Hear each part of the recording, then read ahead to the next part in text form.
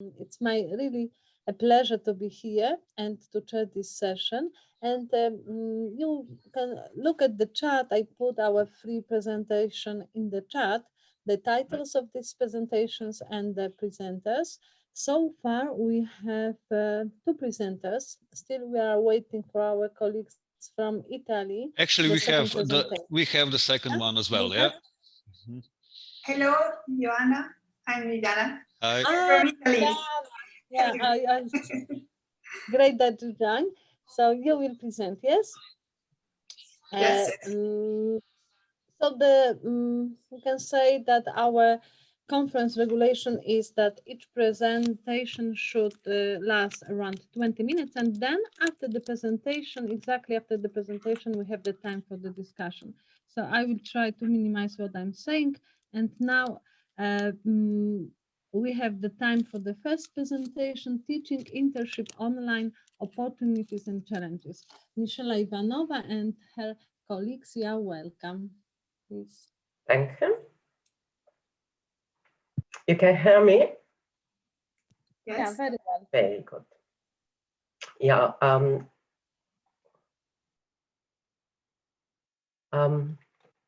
So, welcome to my presentation. My name is Mishela Ivanova. I work at the University of Salzburg in the teacher education. Sorry. On behalf of my colleagues Andreas Bach, Gerda Hagenauer, Daniela Martinek, Franz Hofmann, and Matteo Carmignola, I will present to you the results of our studies on online practicum in teacher education.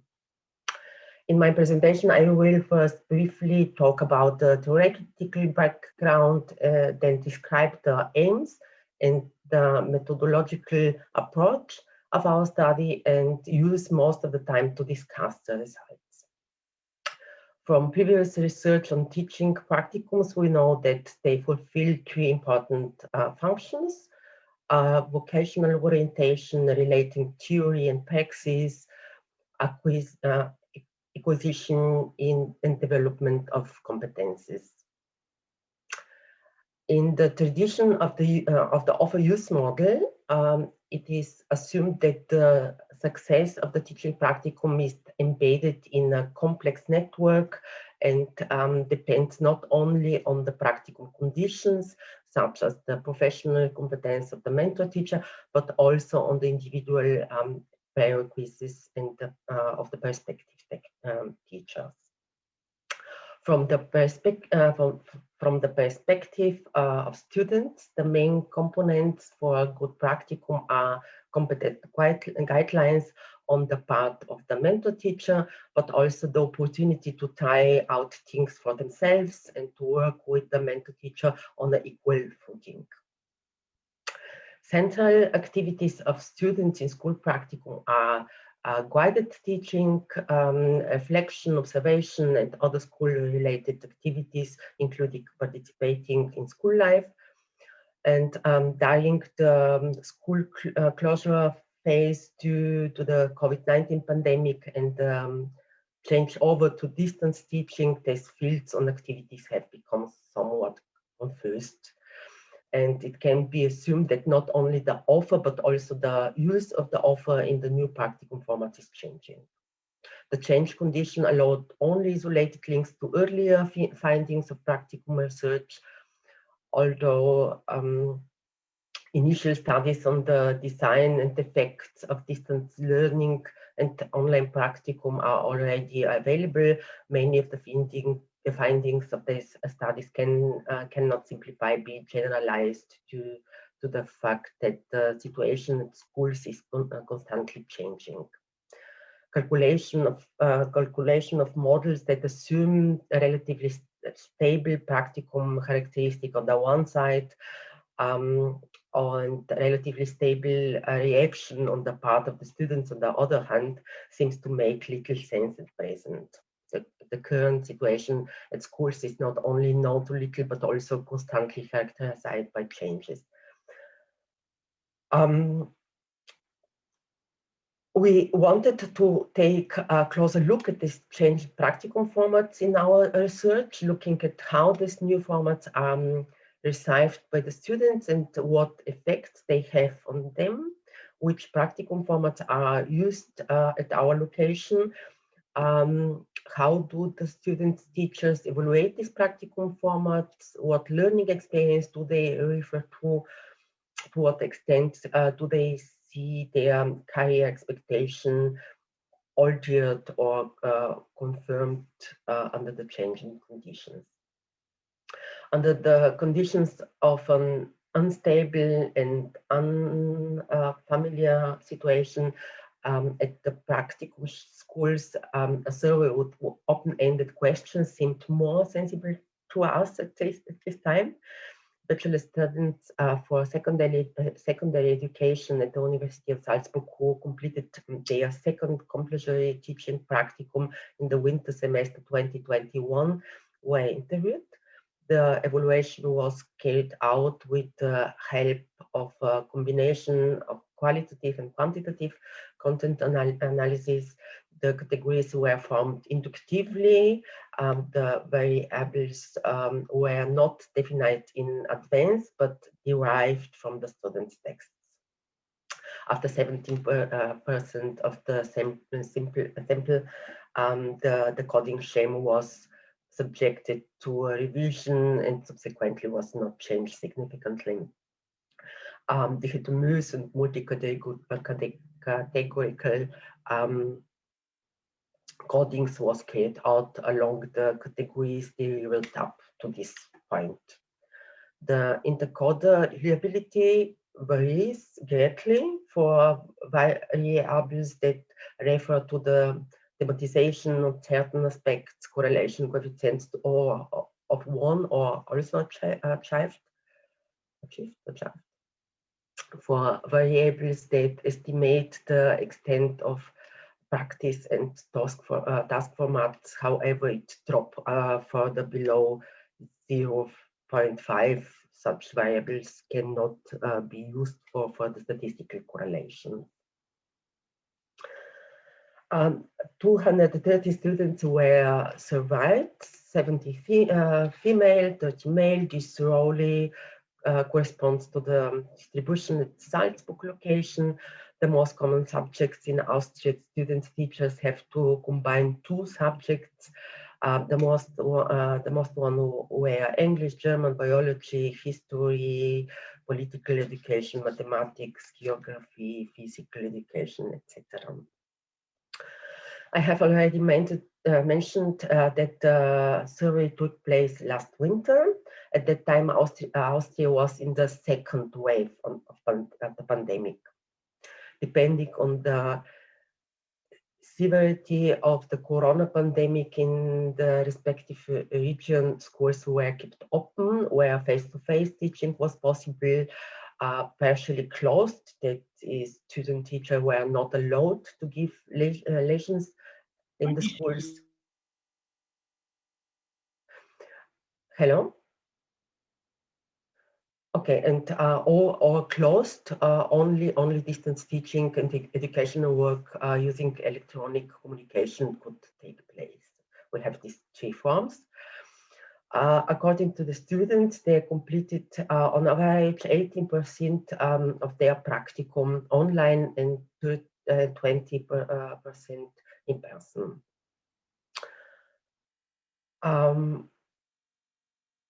21 and 32 students respectively completed one of the other practicum entirely online.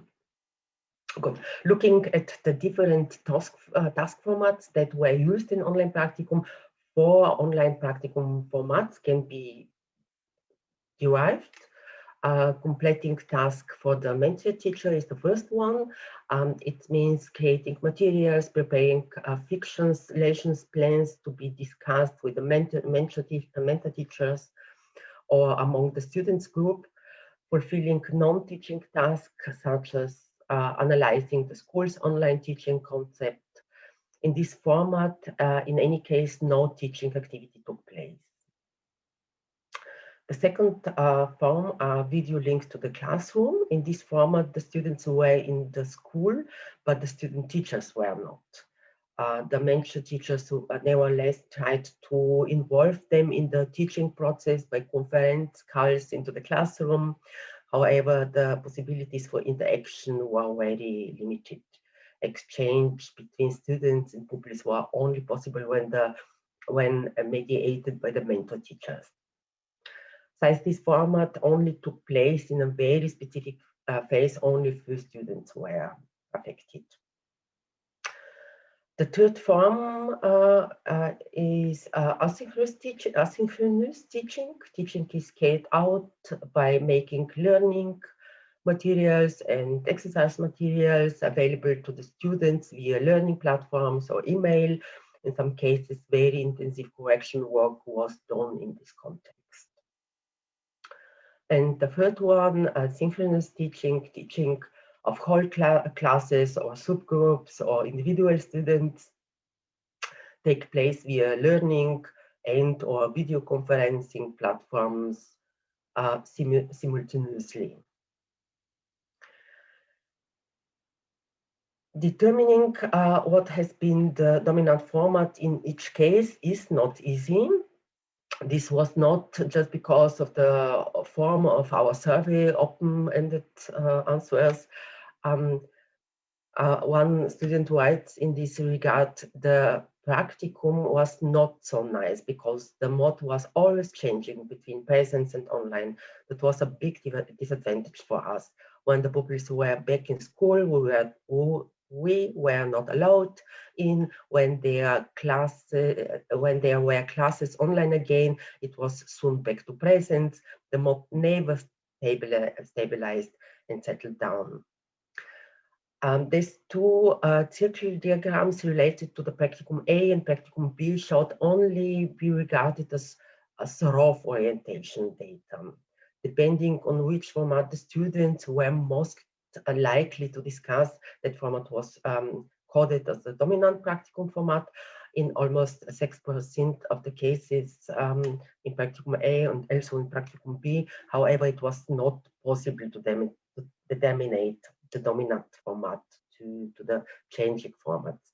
In for the two recent, respectively 5%, the information is not clear. Most often, the practicum took place as synchronous teaching, followed by asynchronous teaching. 7.5% of the students reported they only performed tasks for the mentor teacher, and only few were primarily connected to the students in the classroom via video connections. Good. Looking at the student evaluation of the online practicum, we can find a wide range with a slight tendency towards a positive evaluation. The overall evaluation on the online practicum tends to be positive.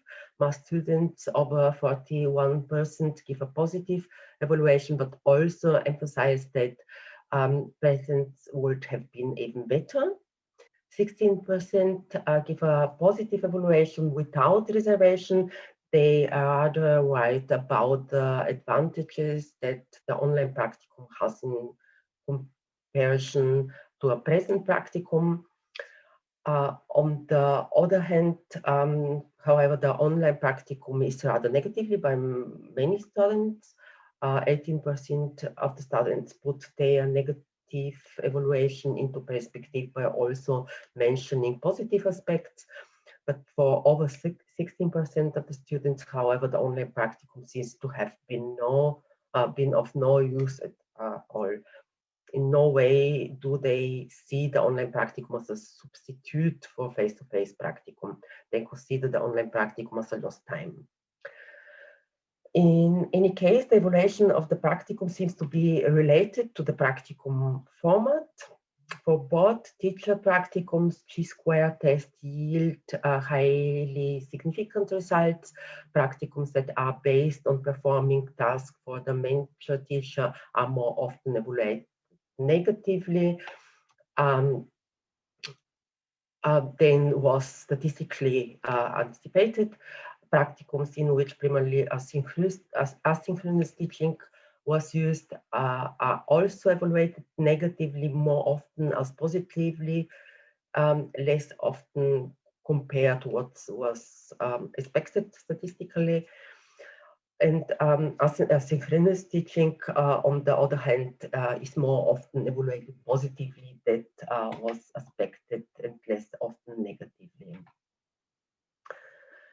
Here I have taken an excerpt that sums up this value as well, positive and negative in equal parts and in the same time. In the one subject, biology in low-tech secondary school, I experienced how well it can just work. Of course, online lessons cannot completely replace real ones, but it came damn close. The major teacher was technically skilled, took care of us, gave us valuable feedback and help. The children were motivated and hardworking, etc. In the other subject, German, in a high-tech secondary school, it was exactly the opposite. The mentor teacher was a bit older, not technically skilled, quickly overwhelmed with everything, took us students, teacher more as helpers for creating materials, etc. Accordingly, my feelings were mixed and my motivation high in biology, low in German. A huge success as good, important, and essential, even if they don't quite match the success of face-to-face teaching. On this side, I have tried to summarize which learning experiences students address most frequently. The frequency can be seen at the blue bar. I can only pick out individual aspects. The first one is digital teaching experience. It means a sense of teaching. For some students, this was their first teaching experience. Digital teaching as an experience, what to look for in digital teaching, turn on camera, share screen, written instructions, communication of solutions, etc. Digital competences or literacy, awareness of the importance of digital literacy, knowledge about use of specific media and tools, websites, etc. Planning from digital relations, general and pragmatic aspects for school-based teaching, also mentioned on the third place. Yeah, an important one is this one, awareness of the unpredictability of the teaching learning process, and or the need of flexibility, spontaneity, adaptability, constancy, staying calm even in the face of problems by the online teaching. Almost as often as they highlight important learning experiences, students complain that they have been deprived of important learning experiences due to the school closures or practicum format, lack of inadequate opportunities to teach on site, lack of social contact with and or among students, and lack of opportunities to interact with students, lack of possibilities to get to know the students, and there's insufficient connection to the students, and not very limited possibilities to build a relationship with them, lack of or inability to get visual and physical feedbacks from the and reaction from the learners, technical difficulties, etc. Only 48 of the 209 students complained about the lack of inadequacy of opportunities to teach themselves. At the last place is interesting point, lack of continuity due to the holding of individual lessons in different classes. a point of criticism that can by no means be attitude to the online format. With regard to certainly or uncertainly about the choice of career, no significant correlation were visible in relation to the different practicum formats. Correlation, however, are visible in relation to the practicum evaluation. Students who have experienced their online practicum negatively, logically tend to question their career choice. Students who have experienced their online practicum positively tend to see their career choice confirmed. Looking at the functions of the teaching practicum that we know from previous research, my explanation showed that the most important functions remain the same for the online teaching practicum as face-to-face practicum.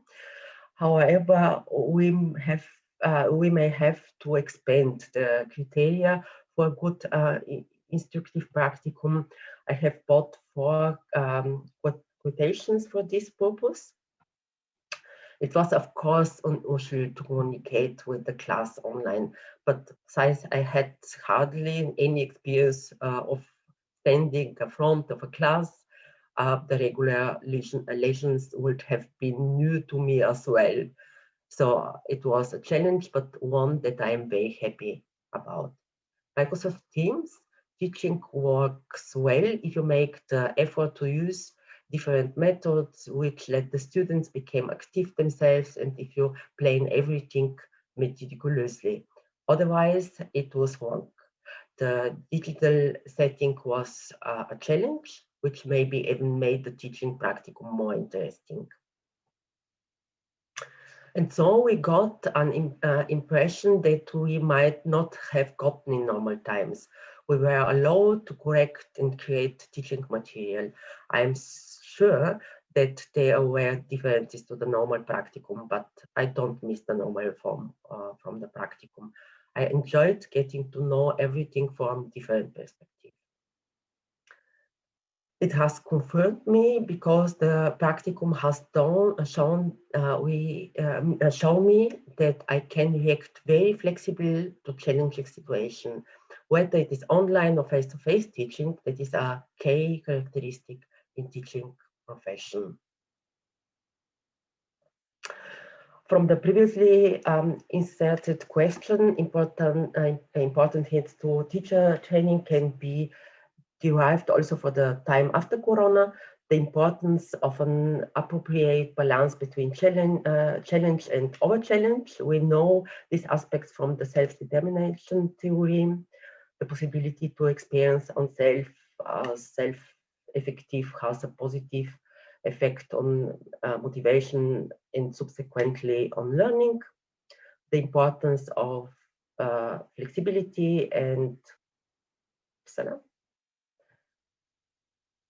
the importance of flexibility and adaptability is an important facet of teacher competences.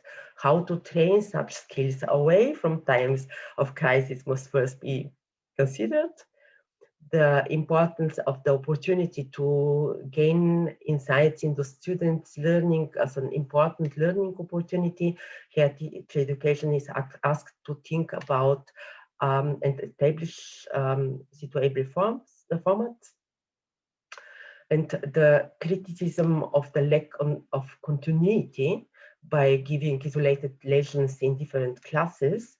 This may be a challenge for which subjects, for many subjects or locations.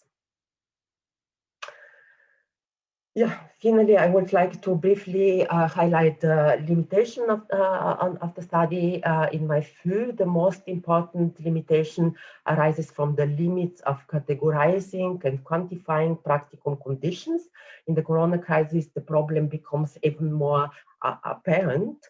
Changing practicum formats, overlap between different formats, large discrepancies between practicum A and practicum B.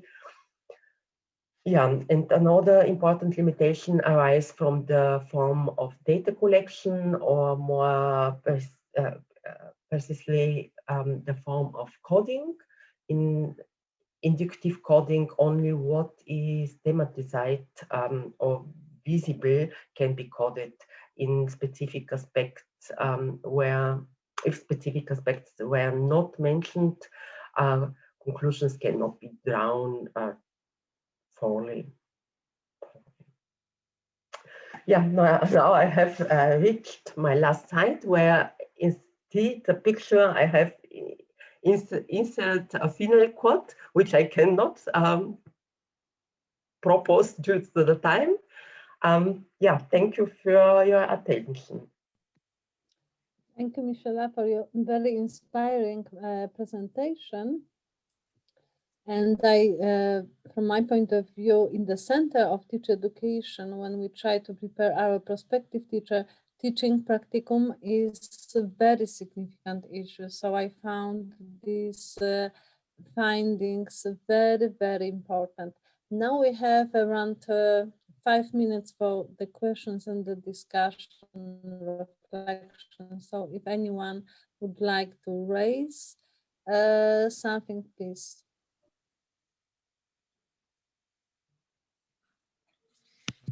Tina?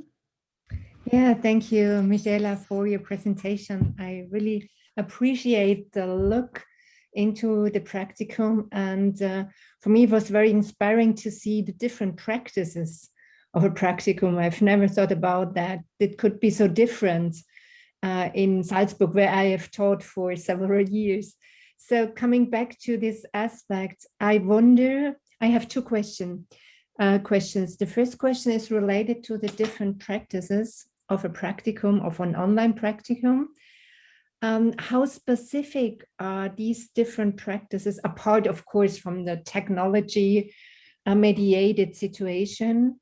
How typical are they for, or specific for online practicum? Or is there an overlap of face-to-face practicum with the different forms of practice of an online practicum? So to get a better idea if the results are specifically based on this Corona practicum situation. This is the first question. And my second question is related to this double role of teacher students in Prague.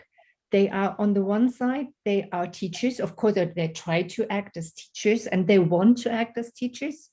And on the other hand, they are learners. So learning, improving their skills. Maybe I missed it in your data analysis if you differentiated between these different roles. And if not, I wonder if a differentiation in these roles that of course overlap could be help for further analysis of the data, due to the fact that we see in teacher education this need for students, specifically for students teaching, that they might be less open for the learning process, but are more in the mood of confirming themselves as future teachers. So that would be interesting for me if you see some indicators or hints of this double role, and that this double role is answered differently. Thank you. Mm-hmm. My English is not very good. Not very good. I will try. I think the overlapped to different formats is now specific for the online format, because asynchronous or synchronous or only preparing materials for the teachers is only specific for this time. But the different experience who teachers make in practicum A, in practicum B, this is also in face-to-face practicum. It is not specifically for this time, but everything. And I think this makes so the quantification from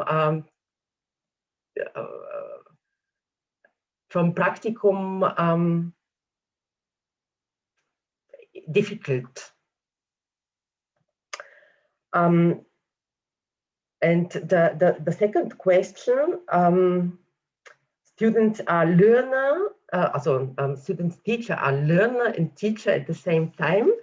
I think this is an analytic perspective for the student teacher. They have only one person and combine these two perspectives. I think for the student teacher, they are not an discrepance or the two roles or so. It's my opinion. But thank you for the questions. Thank you, Mishela. As time is running, I think we should move to another presentation. So thank you very much for this inspiring presentation. I hope that the paper will be prepared for publishing, because it's really worth to disseminate the results of this study. And now I would like to invite Viviana Vinci, who will have the presentation with Loredana and Laura.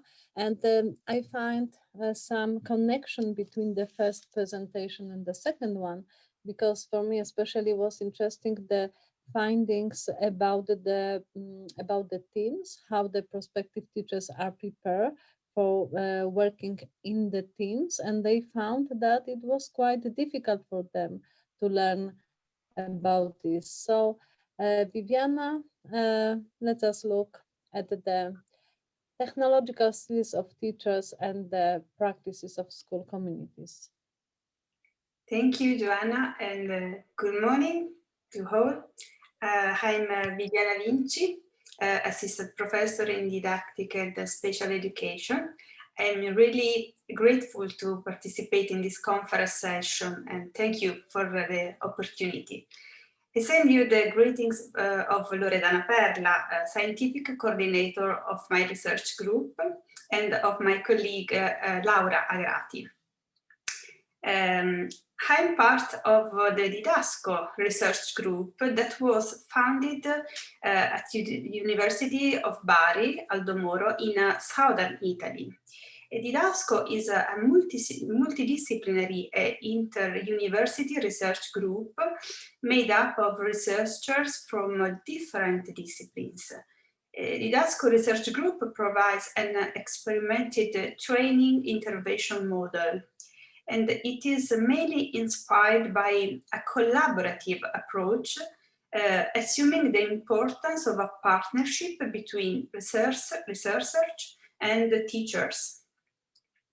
Today, I present a survey aimed at knowing the characters of a completely new phenomenon, the rapid and sudden adaptation of organizational and teaching practice carried out in school in Italy during the pandemic emergency.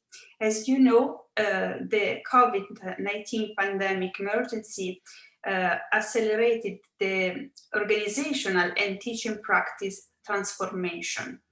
Thus, it proved to be an opportunity, suffered but useful, to test the entire governance of digital innovation, from infrastructure to the digital skills of teachers and students.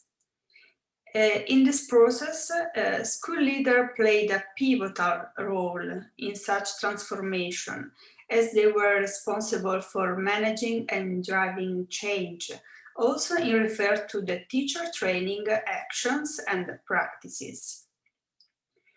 Survey involved 23 school leaders of teacher training centers in the 4 regions of Central and Southern Italy, and focus on the rapid and sudden adaptation of organizational and teaching practices carried out in school in Italy during the pandemic emergency. Regarding the method of analysis, A questionnaire was carried out aimed at detecting formal and informal resources that made it possible to continue to carry out the in-service training, updating of the teachers' technological digital skills. With regard to the characteristics of the target group, school leaders come from 4 different regions, 16 from the Apulia region, 5 from Calabria, 1 from Lazio, and 1 from Campania. Almost 70% of the respondents are female. More than 15% are between 15 and 16 years old and have a postgraduate qualification. Most of the respondents have a high length of service of more than 10 years. Either as a school manager or as a teacher. About half of the respondents are head teacher of secondary schools, the other half of first cycle schools. First of all, school leaders stimulate in service training of teachers in technological skills by joining school networks for digital innovation and organizing online training courses.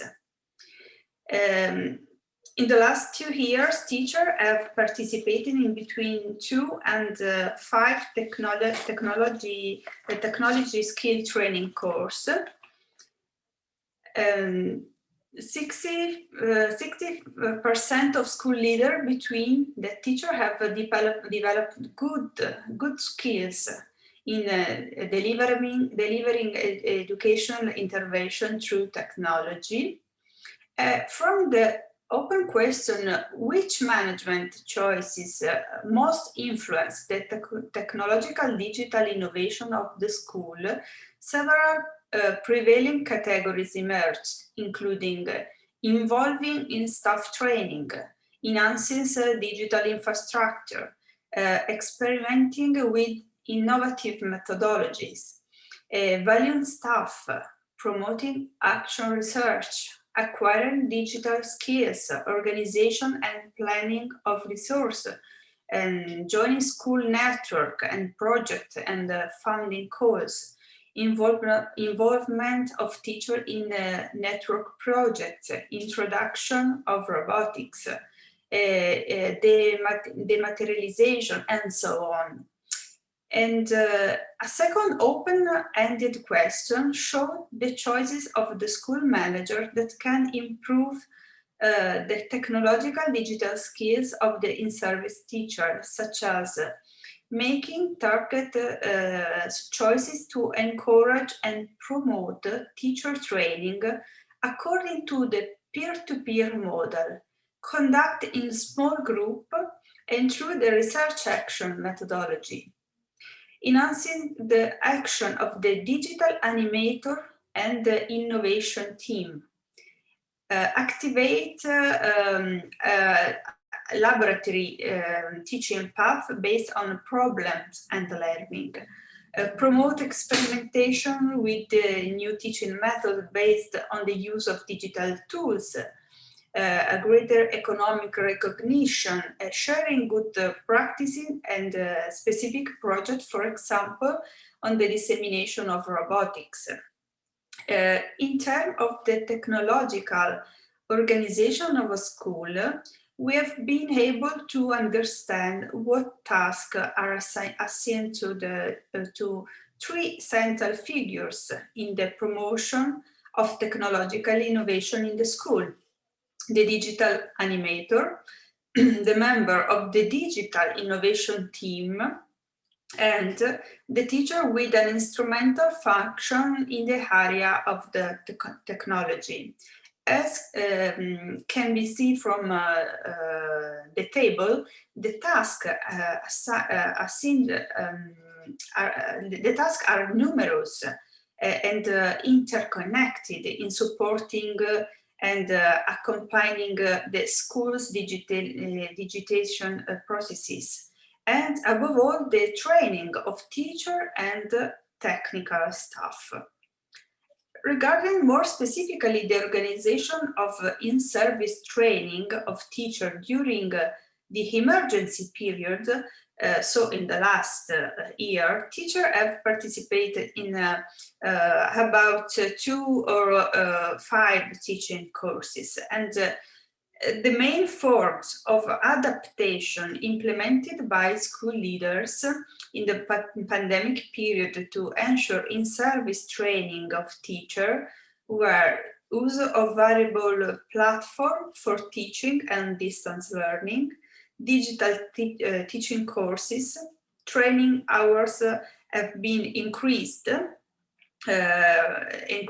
also the technological stock, for example, acquisition of laptops, and in improving the functionality of the computer lab, upgrading and extending the internet network and data line, action of supporting the action of the digital animator, instruct the whole college on the use of digital platform, and action research group led by peer tutors. During the pandemic period, school leaders relied predominantly on their own personal work experience, rather than networking with trust colleagues or support from the school district to provide in-service training for teachers. During the pandemic period, the professional figure who gave the most support in organizing in-service training for teachers was the digital animator, who was introduced in 2015 in Italy to accompany the school manager in designing and implementing digital innovation process. In the best gain from the experience of adapting teacher in service training organization practices due to the COVID concern, the participation of teachers, a technology used in emergency to maintain contact with students in the lockdown, promoting teaching with innovative methodologies. Teachers have learned basic digital teaching techniques and skills through adaptive and contextual path, improvement the teachers' digital skill, increase in the conscious use of technology, modernization of the way of doing school, having created more cohesion and support among teachers, the enhancement of the ability to work in team, facilitating communication and ergonomics perspective of participation, time and limitation of travel. On the other hand, with regard to the major limitation found in the in-service training of teachers during emergency, it emerged absence of workshop activities and sharing in presence, the repetitiveness of the topics without in-depth study, and the lack of clarity of the topics, the lack of direct relationship with the students, working in emergency, in remote interaction, with few resources, with high level of resistance to change, the high age of the teachers, fatigue and bureaucracy, and the lack of relationship. And this is the space for personal comments and consideration of of the school leaders during the pandemic, like a very difficult period. And in conclusion, the survey brought out the description of the reorganizational practice of school leaders from the inside, both in terms of actor and evolutionary dynamics, and shed light on the function of the school community.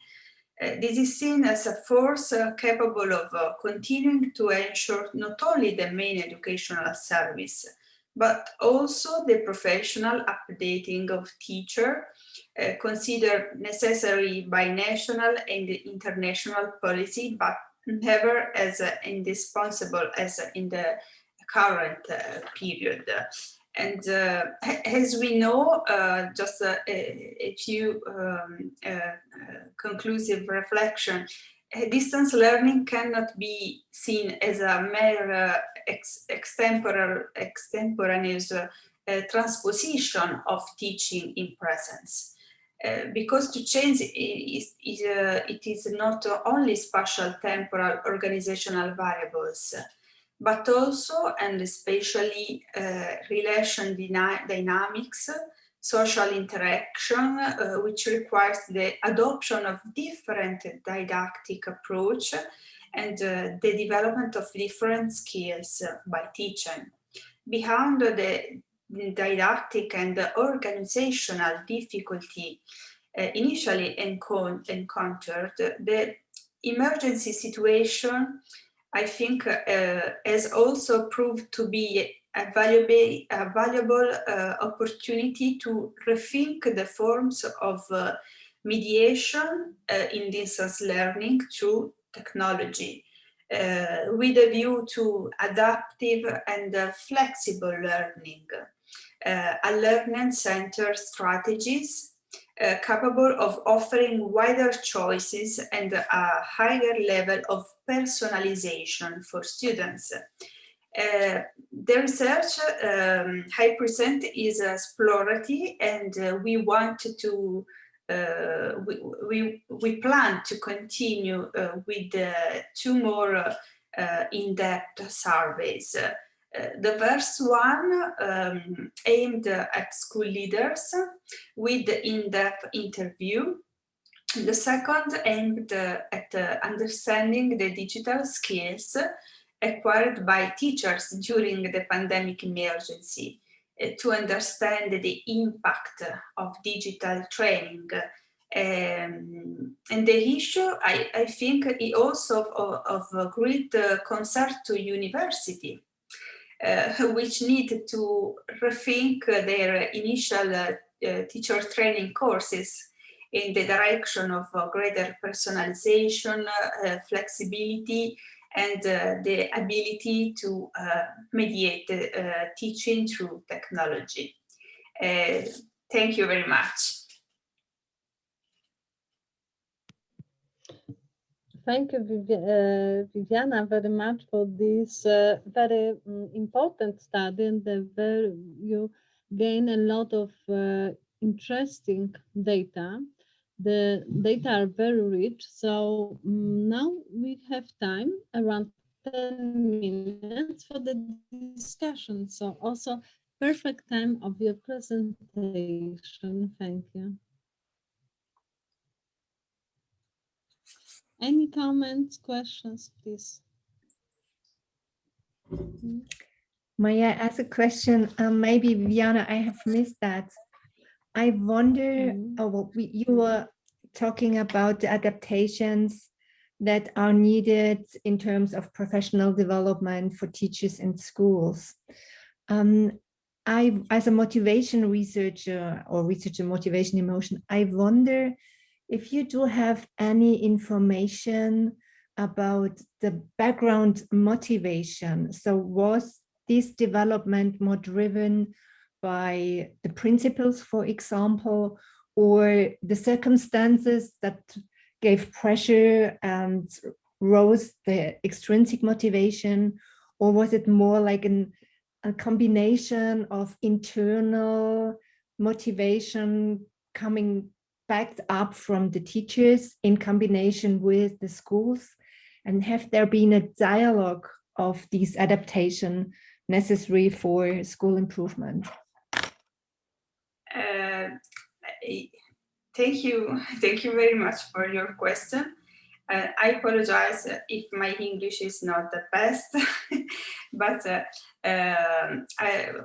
we think that the motivation is a crucial point to investigate.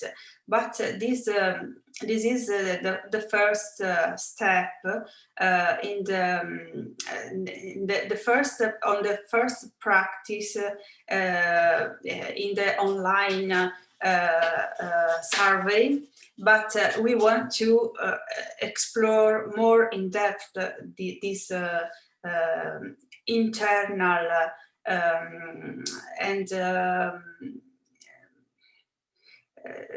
dimension like motivation. I think that we need to an instrument for analysis more qualitative, and for example in-depth interview, but in the next step it will be interesting to observing school after pandemic period and to understand really the impact of this change because pandemic can be an opportunity, but to rethink the whole systems, school system, but with a very internal and intrinsic motivation, as you underlined. So thank you very much. But we explore in the next step of research. This is only the first step with a few school leaders. 23 is a very strict number, but they are a stakeholder interesting because coordinate the teacher center. So have a point of view of system, and it is very interesting. Thank you. Thank you.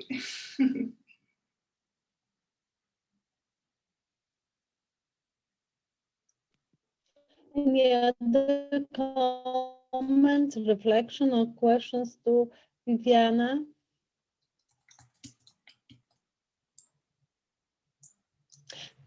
So maybe in the meantime, Viviana, I have the question about, because at the one of the last slide, you presented probably the things that are difficult for school principals. It was in Italian. It was also the issue about the age of teachers. And they found that probably school principals, they have the difficulties in teachers who has these. What was the issue about the age of teachers? Joanna, I can't hear you well. I don't know if it's my problem, but I don't hear you well. You can write in the chat if it's possible, because the line is is very. Maybe it's unstable. The age of teacher and the study and the digital competences. The age of teacher is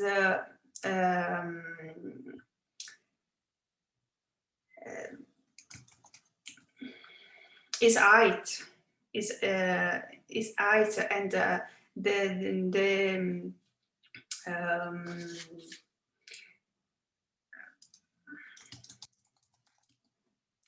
the school leaders underlined that one critical point of the adaptation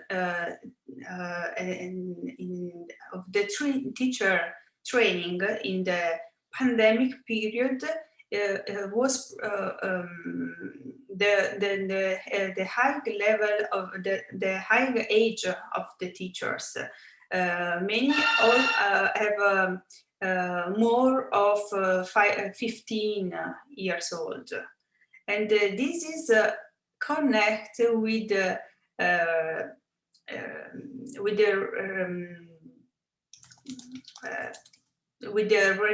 resistance to the innovative and technological skills, because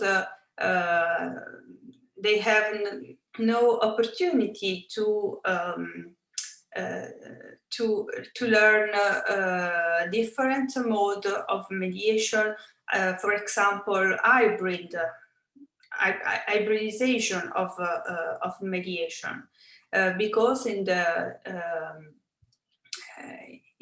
initial training they have no more chance to learn about digital tools or blended learning. I don't know if if I can explain, because sorry, but my English is no so good, but I try. Maybe now, maybe now you can hear me better. I switch off the video. I said I have this problem with the connection here, but the English is perfect. I understood that because of the teacher age, they have some difficulties in the adaptation. So we can say the old teachers, they are rather resistant to the change. Yes, they would prefer the traditional teaching. In Italy, in general, the teachers are with an age is no so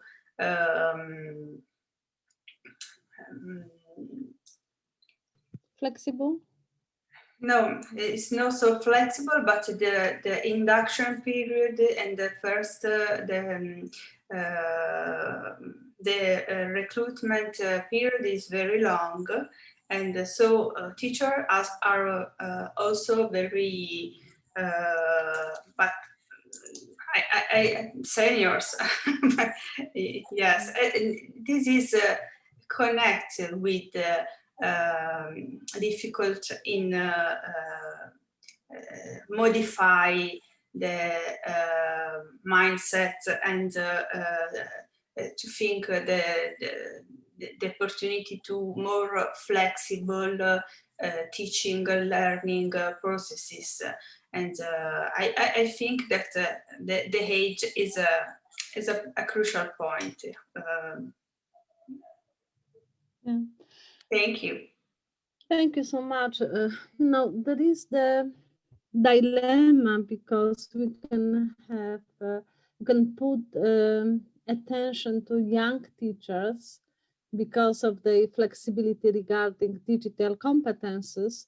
On the other hand, the teachers with the expertise are really important in education, because they know how to work with children. So it's a huge dilemma what the school principals should do regarding the recruitment to the school. So thank you, Viviana, very much.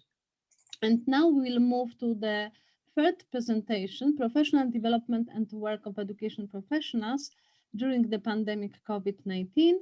And our colleagues, I see that are prepared. So the floor is yours.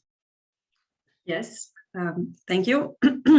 My name is Sanja Berčnik. I come from Faculty of Education, University of Ljubljana, and me and my colleagues, Rožman Krivec, who is also here with me and will co-present the paper with me, and the other colleague, Tatjana Devjak, we research the professional development and work of educational professionals during the pandemic of COVID-19. And today we will shortly present some of the outcomes of the research.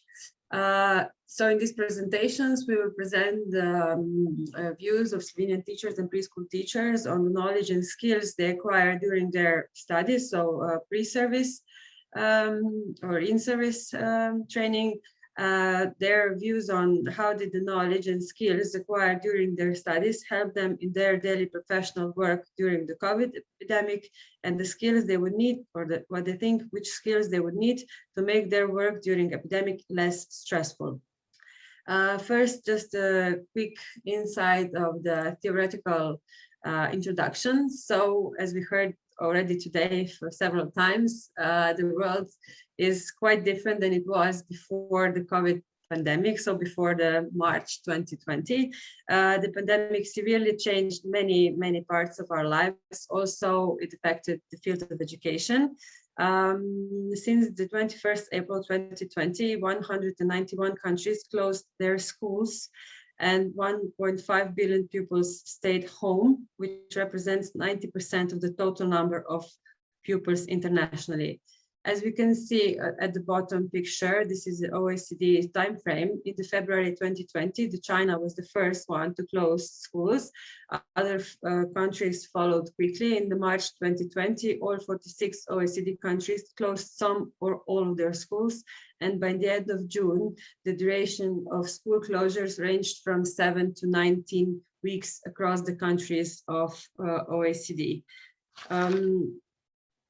So as we can see in this figure here, the majority of the countries, 24 countries, had their schools closed from 12 to 16 weeks, followed by 13 countries which had schools closed from 16 to 18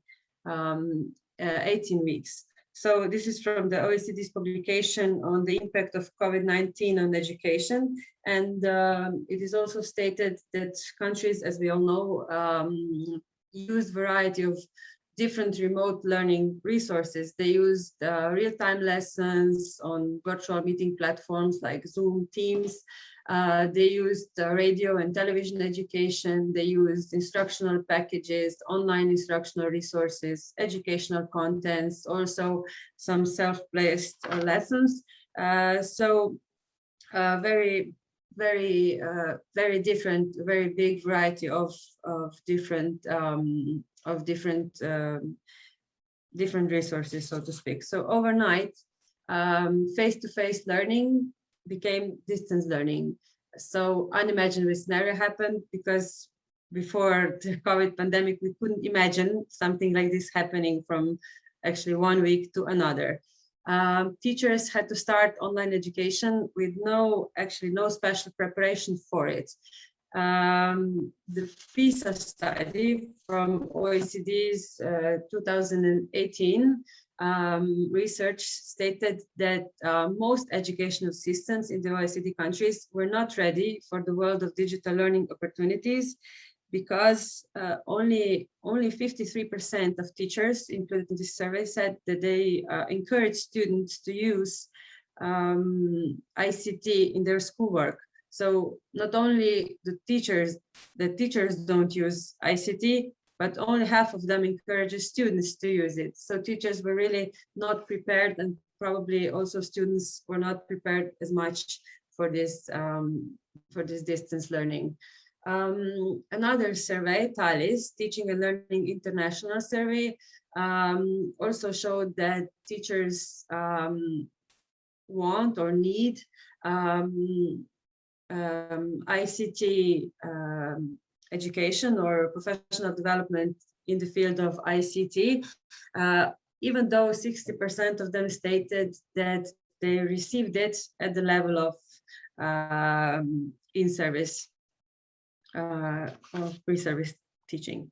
So professional development is very important to actually create, so to speak, to create the 21st century teachers, because 21st century school must be based on teachers who are confident in their teaching.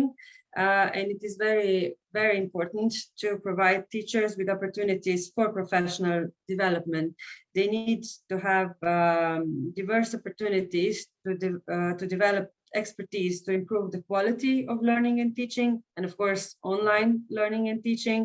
And also,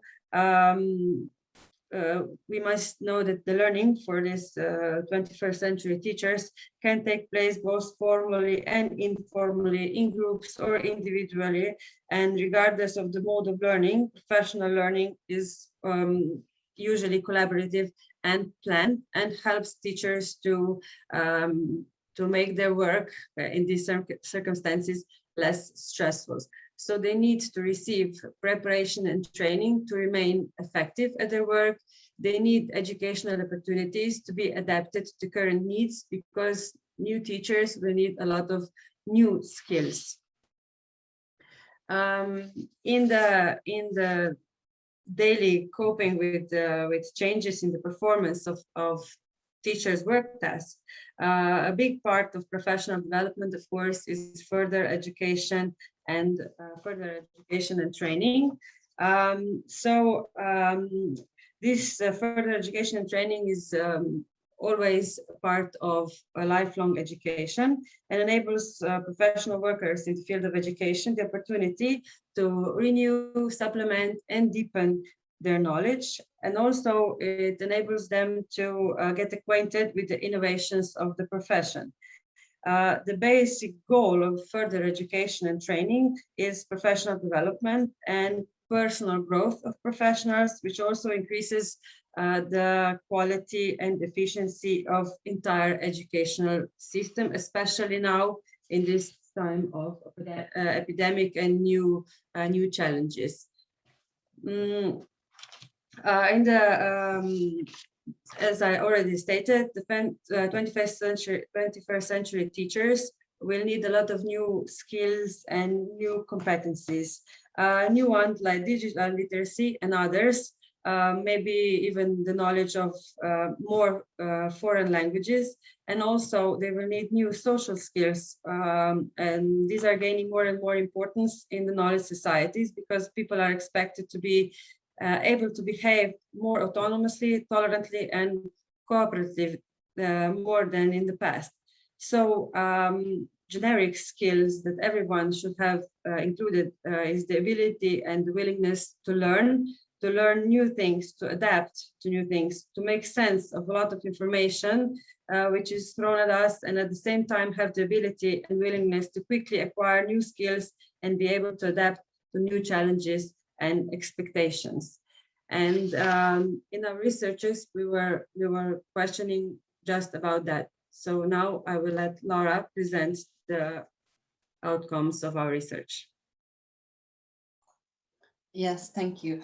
So with this research, we wanted to go deeper in the problem that is very important now and also for the future of training of our future teachers and the teachers that now are working in the practice. So the study is based on a sample of professionals, not only teachers, but also principals and social workers and others who work in kindergartens and primary schools in Slovenia. We used online questionnaire to make this research, and the survey was conducted in February and in March this year.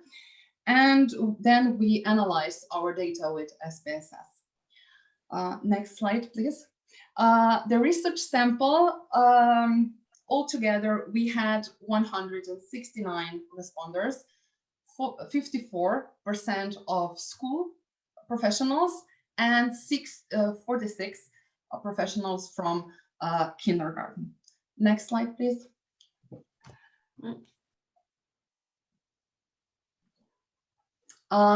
Years of work experience is also very various here. 9% of our responders are from up to 3 years of experience of working in schools or kindergartens, 8% 4 to 6 years, 30% 7 to 18 years, and 19 to 30 years, 24%, and 29% with 31 or more years of work experience. Next slide, please. And the gender is really not a surprise, because in our kindergartens and primary schools, we find mostly women who are professional workers. So 95% of women and 5% of men in our research sample. Next slide, please. For this part of the study, we had 3 main research questions. First was, what knowledge and skills did our education professionals get during their study at university? Second one was, how do the knowledge and skills which they got during their university study affect their professional development, or how do these skills help them in their daily work during this changed work situation with the pandemic? And the third question was, what skills would our professionals need, or what training and development seminars would they attend to even be better at their work, which they need to have for all the work they need to do. Next slide, please.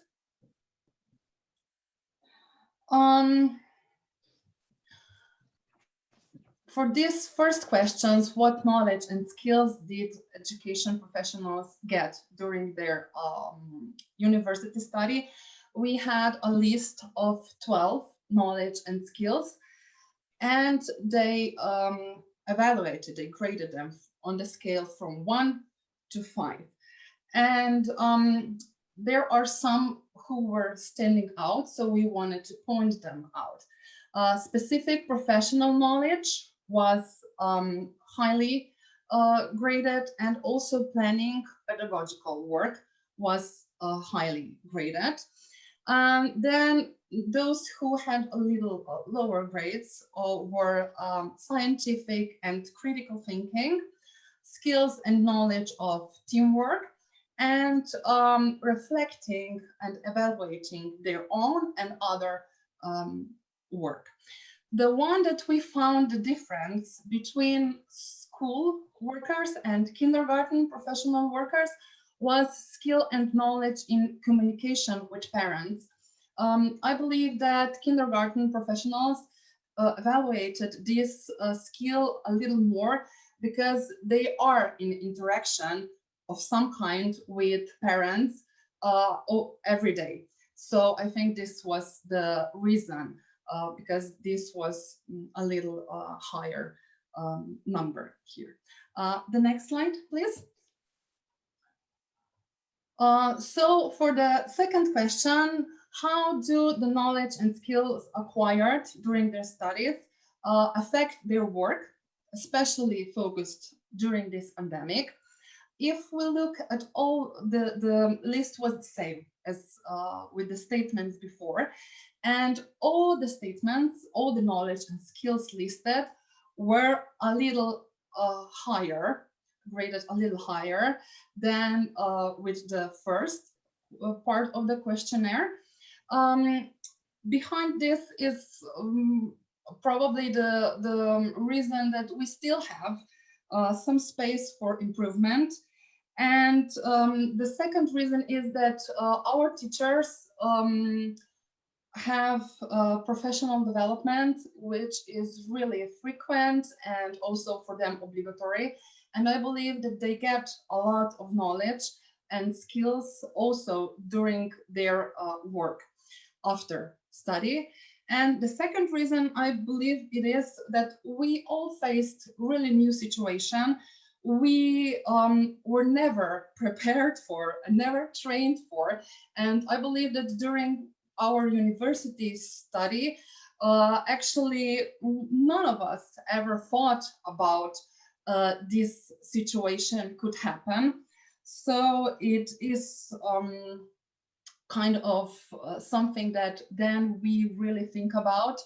How will we work? What are we going to do? And in my experience, because I was working in a elementary school when the pandemic started, the response of schools were really different, and the teachers really started thinking, what can we do? What should we do? And the knowledge that they had and they wanted to have came out with a really big question. And you know, when something like that happens, you go deeper. You just go in every place you ever experienced, and every part of knowledge you gained, which you have in your brain. So I believe that it's really important to take that in consideration, because a lot of knowledge is needed now more than ever before. And the next slide, please. With skills which our professionals need, or what training and development seminars would they attend to get even better at their work. We had 25 statements or different kinds of educational professional development. And we pointed out the ones who were shown, in which it was shown the statistical significant difference between school and kindergarten professionals. The first one was a little higher rated between school professionals. This was formal meetings, conversation inside the school, because kindergartens were closed and because schools became some kind of a bubble, and a lot of knowledge, a lot of experience was shared among professionals inside the school. Every school faced something new, and even we didn't have time, we didn't have ability, or sometimes we believed others have a lot of work. So inside of school, that information were flowing really fast. I remember that back then we had meetings every week through Teams, on Teams, and we were discussing how can we be better, what can we do. Teachers shared new application they use for students to prepare new videos, new materials, and it was really helpful. I think that never before this time we shared so much information, so much knowledge inside the school. So this part was really important, and we were all learning all the time. Others were higher rated by kindergarten professionals, all of them, writing a diary or personal notes. This is because a lot of our kindergarten teachers use portfolios to track, to evaluate children's progress, and it's really nice thing. And because our teachers mostly use grades, numbers, to give grades or to evaluate students, so writing these diaries is more common for our kindergarten professionals. And practices in the presentation of new teaching materials, this was also higher graded between kindergarten professionals. Participation in projects inside the school or kindergarten also is higher rated, because our kindergarten professionals actually have more projects than our schools, elementary, primary schools have, because this is something to add to quality of kindergartens. And also workshops and postgraduate studies, because it's just a situation like that, that kindergarten teachers, professionals are more often included in those extra occupational postgraduate study. So regarding this situation and regarding those forms of further education and training, I can conclude that this situation affected all of us, and that has shown that the professional development which every teacher is included in, it's really important, especially in the fields of ICT, of handling kids with special needs, with education, with learning difficulties, and the teamwork and cooperation inside the school, as I already said, it's more important than ever, but also connecting with other schools, with other projects, with other professionals inside the country and outside is very beneficial for being strong and to kind of going through this situation of pandemic and all the not really problems, but all the challenges that we have been facing in past year and a half. And I believe that the future with our teachers and kindergarten teachers is bright, because I believe that we can do a lot to make this professional development and training for them an experience that will help them to develop and to stay in really good practice condition. So this is for now all from me. Thank you. Thank you, Laura. Thank you, Laura. Okay, just the last slide, but maybe I will just say one sentence about this question about what do they need for the work. Especially, we can see the differences between kindergarten and school, and we can imagine that preschool teachers had even harder job to do, because when teachers in schools maybe have some movies, some text, something already done to work online with students, kindergarten teachers or preschool teachers most definitely didn't have any such material, because usually computers are not even used in preschool or rarely used. So they stated here that they would like to participate in the presentation of the new teaching materials, in the projects, in the workshops, so they can see they want more hands-on experience on how to work with children when they are at home, when the kindergartens are closed. And I think many of the preschool teachers made a really good job in adapting. However, it's been somewhat different between the first wave of the epidemic and the second wave, because in the first wave also the teachers and preschool teachers were using a huge variety of different resources, and by the second epidemic I think it's more it's getting more frequent with online teaching, virtual teaching, with much more communication between the teachers and preschool teachers and the children and the students. They're staying in contact by online. So to conclude, distance education contributes to a higher quality of teaching and learning if we can use it, if we know how to use it correctly. It contributes to development of an innovative, competitive, and knowledge-based society. And also, distance education gives everyone the possibility to access the knowledge and effective methods of teaching and learning, so we can learn a lot from this new experience we were forced in. Distance education right now is still widespread in Slovenia. Faculties are still using only distance education, but among professionals there is still some ignorance, misunderstanding, and prejudice of its quality. So some of the professionals are still not thinking about how to improve learning with or through this opportunity, but they're still very ignorant to this online education. So the major obstacle would be lack of professional training for the new role of teachers. But in the lack of professional training,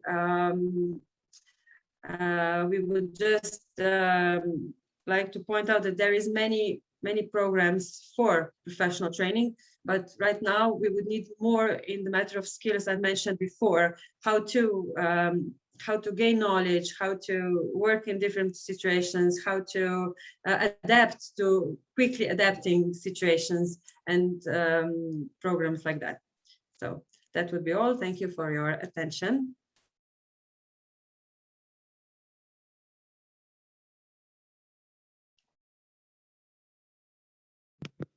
Thank you very much. And still we have 5 minutes, so we can have a very short discussion.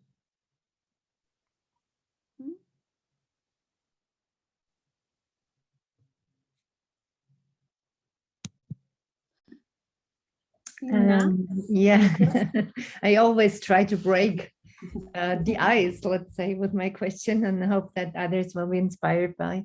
Thank you very much for your amazing presentation. It was important for me to see how the teachers react and how they respond to the questions and how they give new ideas to professional development. And this is where my question is related to.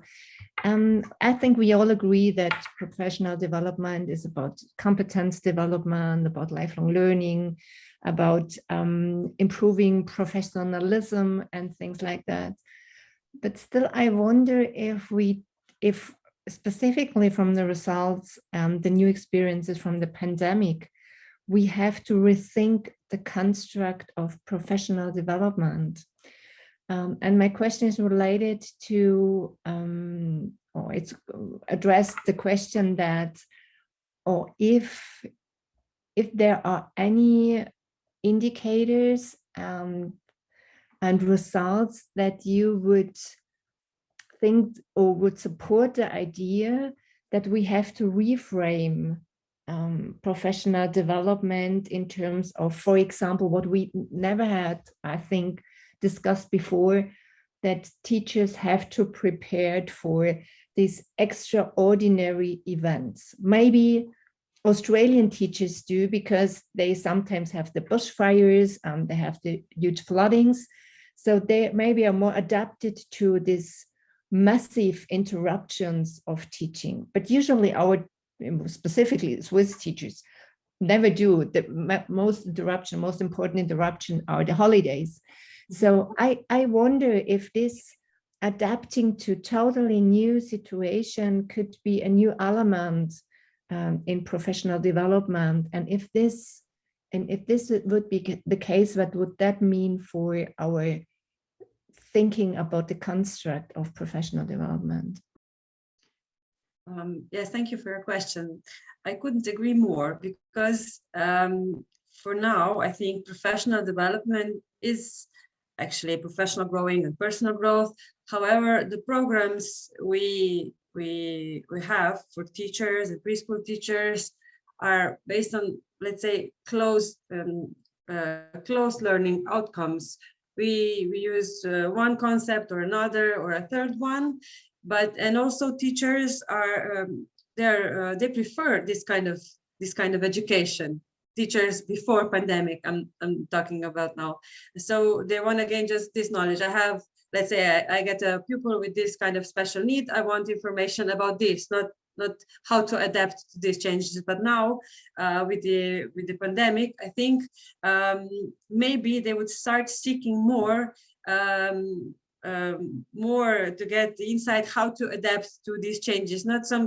We cannot right now just say, okay, now I know how to use Zoom, that's it, I can do online. Still not just this one. So I think we are in the studies at the faculty, we are also all the time talking about this. We cannot teach them everything. They're actually at the end of the studies, we are not ready, we don't have this kind of knowledge, this kind of knowledge. And we were trying to say, it's like, I'm always saying to my students, it's like writing a seminar paper. At the faculty, you get the title, and then you have to find information about it. You have to learn, you have to then present. In working experience, you have a challenge. You have some new situations. What do? You can say, oh my God, I cannot do anything. Or you can just start working, start looking for information, start collaborating, start, I don't know, attending some conferences on this kind of topic. So I think, yes, we have to redefine professional development in the eyes of the current changes we are probably about to face in the years coming. Thank you, Sanja, for the response. And I found very interesting the issue about the emergency education and how to implement this to the teacher education programs. So unfortunately, our time is up. So we have to close this session. However, I think that it might be important to reflect on the five biggest challenges of teacher education currently. We had in our session 3 very important presentations. The first one was about what happened at the level of university, and then we moved to professional development. So I think that we gain a lot regarding this presentation.